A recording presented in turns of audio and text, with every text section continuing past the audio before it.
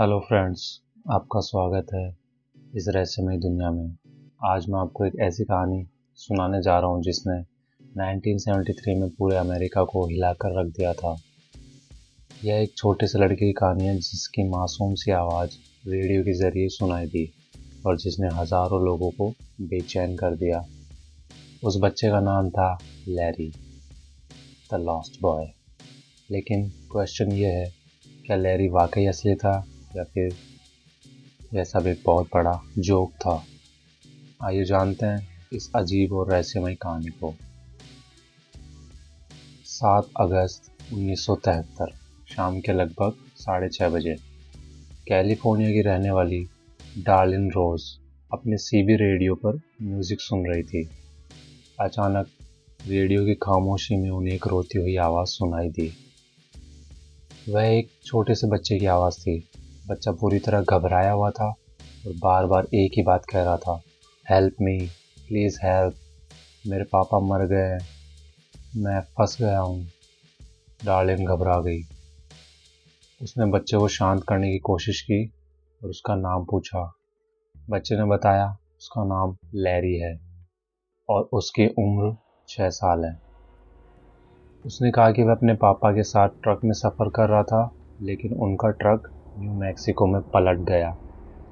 उसके पिता मर चुके हैं और वह खुद उस ट्रक के अंदर फंसा हुआ है। इतना कहकर अचानक सिग्नल ब्रेक हो गया। डार्लिन ने तुरंत पुलिस और अखबार को इन्फॉर्म किया। नेक्स्ट मॉर्निंग अखबार में लैरी की कहानी छप चुकी थी। इस खबर ने पूरे देश में सनसनी फैला दी। हजारों लोग अपने रेडियो पर लैरी की आवाज़ सुनने की कोशिश करने लगे। कई लोगों ने दावा किया कि उन्होंने भी लैरी से बात की है। एक महिला ने तो कहा कि लैरी ने बताया वह ट्रक के ऊपर चढ़ने की कोशिश कर रहा है, लेकिन उसके पास पानी और खाना नहीं है और वो रोते हुए कहता है, मुझे बहुत प्यास लगी है, मैं बाहर नहीं निकल पा रहा हूँ। इस घटना ने New Mexico police, civil airport patrol और सैकड़ों वॉलंटियर्स को सक्रिय कर दिया। 22 विमान, सैकड़ों गाड़ियाँ और ढेरों लोग खोज पर निकल पड़े थे। रेडियो ऑपरेटर्स ने भी बहुत मदद की। उन्होंने लैरी के सिग्नल को ट्रैक करके बताया कि शायद वह सैंडिया माउंटेन्स के आसपास है। लेकिन जब पुलिस वहां पहुंची तो कोई ट्रक या बच्चा नहीं मिला।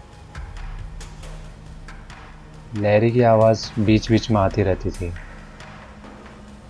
और उसकी मासूम चीखें सुनकर हर कोई बेचैन हो उठता था।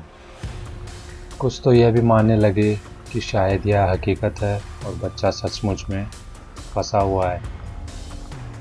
लेकिन दोस्तों, जैसे जैसे खोज बढ़ी, उलझनें भी बढ़ने लगी। कई लोग नकली आवाज़ में खुद को लैरी बताकर रेडियो पर बात करने लगे। कुछ ने दावा किया कि उन्होंने लैरी को डेविड कहते हुए सुना। कुछ ने कहा कि लैरी का सिग्नल मानजोना माउंटेन्स के पास सुना गया। सिचुएशन इतनी बिगड़ गई कि पुलिस ने जनता से अपील की कि चैनल 14 खाली छोड़ दें ताकि लैरी बोल सके। लेकिन हजारों लोग जिज्ञासा में उसी चैनल पर आ गए और लैरी की असली आवाज़ भीड़ में दबकर रह गई। धीरे धीरे लैरी का सिग्नल कमज़ोर पड़ने लगा। एक्सपर्ट्स ने कहा कि उसकी रेडियो की बैटरी ख़त्म हो रही है और वह बच्चा गर्मी और प्यास से मर भी सकता है। फिर अचानक फीनिक्स एरिज़ोना से एक नई आवाज़ आई। एक लड़का जिसने खुद को डेविड कहा और बताया कि वह भी सेम हादसे में फंसा था, लेकिन अब वो सेफ है। कुछ लोगों ने मान लिया कि लैरी और डेविड एक ही बच्चा है और मामला ख़त्म हो चुका है। लेकिन कुछ घंटों बाद ही डेविड की आवाज़ फिर से रेडियो पर आई और वह भी परेशान था। यानी रहस्य और गहरा हो गया। 5 दिनों तक चली इस खोज में 22 विमान, सैकड़ों पुलिसकर्मी और वॉलंटियर शामिल हुए, लेकिन न तो कोई ट्रक मिला, न लैरी और न ही किसी एक्सीडेंट का प्रूफ। आखिरकार अधिकारियों ने मान लिया कि लैरी की कहानी एक धोखा थी। किसी ने रेडियो पर मजाक किया था और पूरी कंट्री को गुमराह कर दिया। आज भी लैरी द लॉस्ट बॉय की कहानी एक रहस्य है। उसकी मदद की पुकार ने दिखा दिया कि इंसानियत जिंदा है, क्योंकि हजारों लोग बिना सोचे समझे सिर्फ एक बच्चे को बचाने के लिए एकजुट हो गए। शायद लैरी सच में था, शायद नहीं, पर उसकी कहानी ने न्यू मैक्सिको को सिखा दिया कि सर्च एंड रेस्क्यू सिस्टम कितना ज़रूरी है, और उसी वजह से आगे चलकर कई जिंदगियां बचाई भी गई।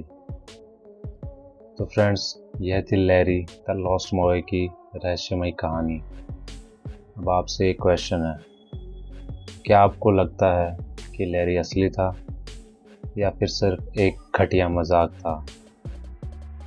कमेंट्स में अपनी राय ज़रूर बताएं। मिलते हैं अगले वीडियो में, तब तक के लिए गुड बाय।